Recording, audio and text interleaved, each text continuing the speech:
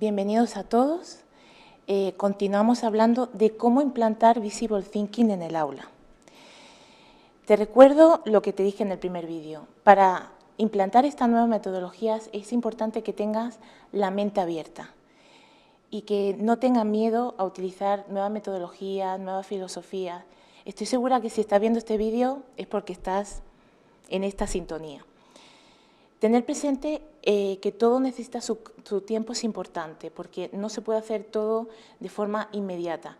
Tampoco necesitas un gran conocimiento y grandes prácticas o formación en Visible Thinking. Te recomiendo en ese sentido la lectura obligada de Making Thinking Visible de Ron Richard para que conozcas mejor esta metodología. Sin embargo, te voy a dar aquí unos pequeños tips para que puedas empezar a practicar cuanto antes. Para empezar a practicar Visible Thinking, es necesario que le des toda la importancia que tiene hacer preguntas esenciales, es decir, preguntar. Las estrategias y rutinas de pensamiento de Visible Thinking se fundamentan en varios patrones, ¿no?, que podemos utilizar, varias metodologías. Una de ellas es la discusión en grupo, y reflexionar y preguntar es fundamental.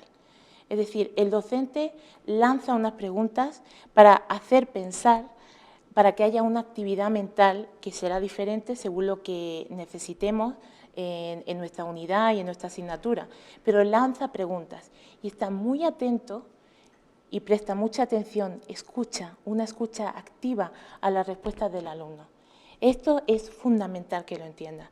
Es una herramienta extremadamente poderosa para fomentar la cultura de pensamiento en el aula. Lanzar esas preguntas fundamentales. Y no tiene por qué ser, ¿qué piensas acerca de esto? No, necesitamos empezar a utilizar otro tipo de lenguaje. Controlar el lenguaje es importante en este sentido. Necesitamos hacer otro tipo de preguntas, como por ejemplo, ¿qué te ha llevado a decir eso?, ¿no? Para que el alumno nos explique el proceso mental al cual ha llegado con esa interrogación, ¿no?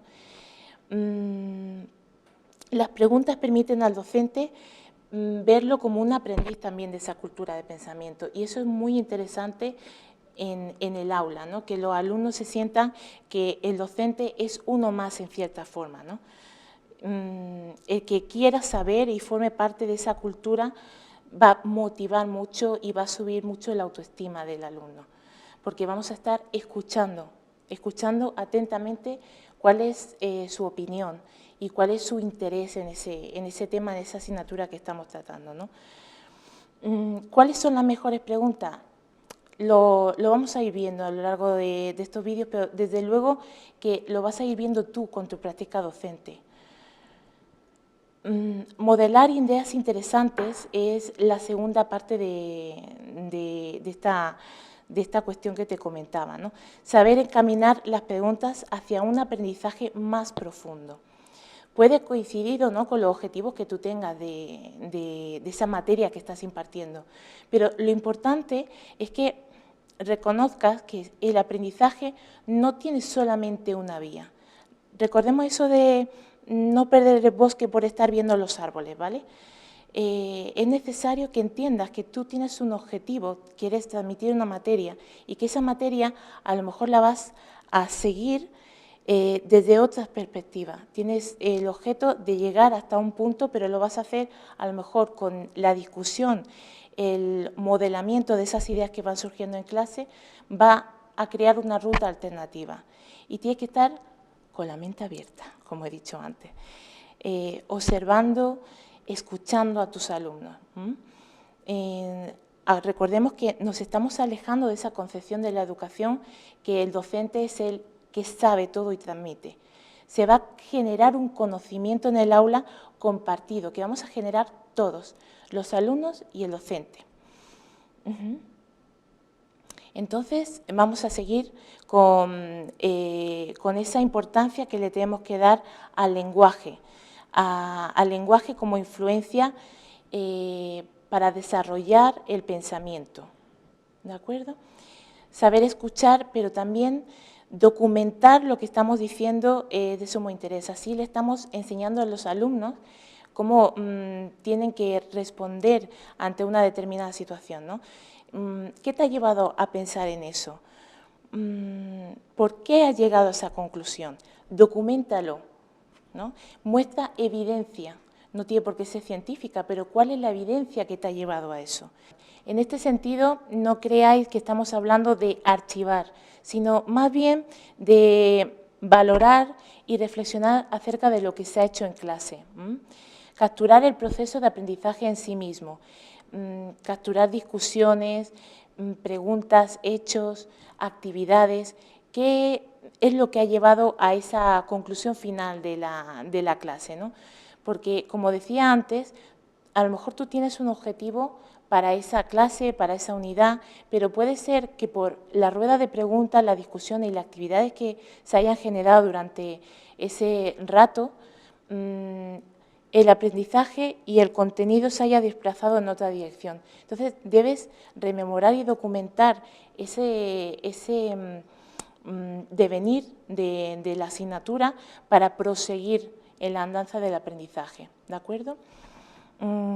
Vamos a hablar ahora de los tipos de pensamiento que el Project Zero descubrió con su investigación. Tengo que recordar aquí que el pensamiento no es algo, lo hemos dicho en el primer vídeo, que sea unitario, sino que depende del contexto y del contenido.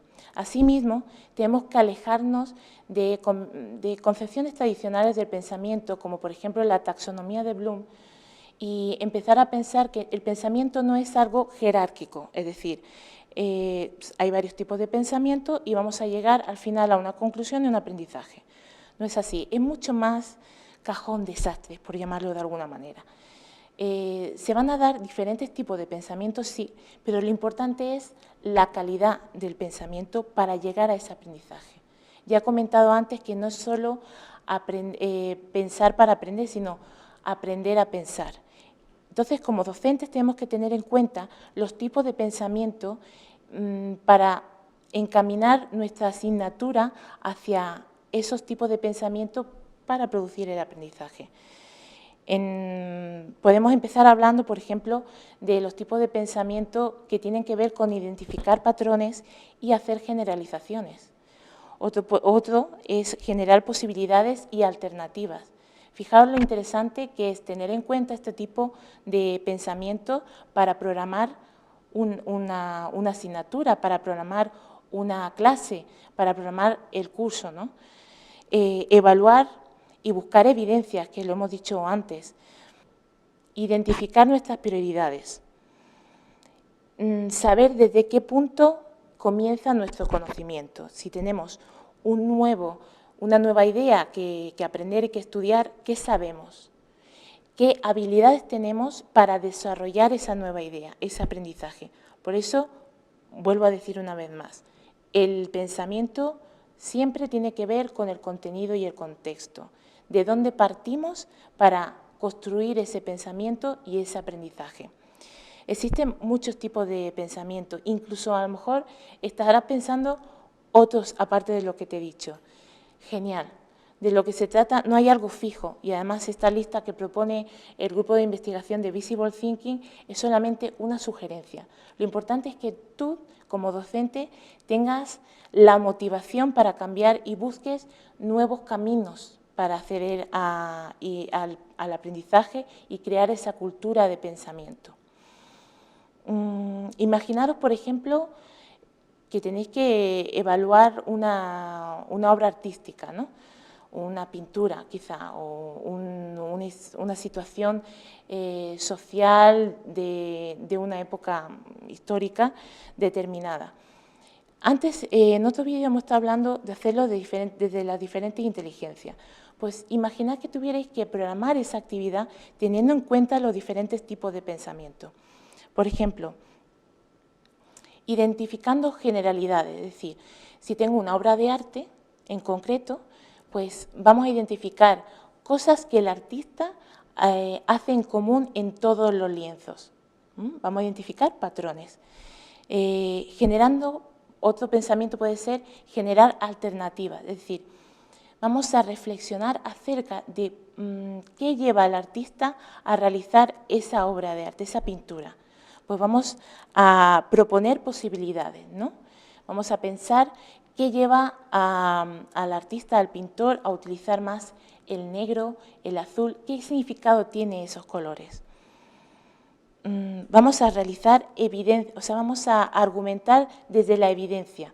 Bueno, vamos a proponerle a los alumnos que busquen información, que muestren su opinión acerca de esa obra y que lo hagan a través de una evidencia. Es decir, ¿qué le lleva a decir eso a nuestro alumno? Formular prioridades.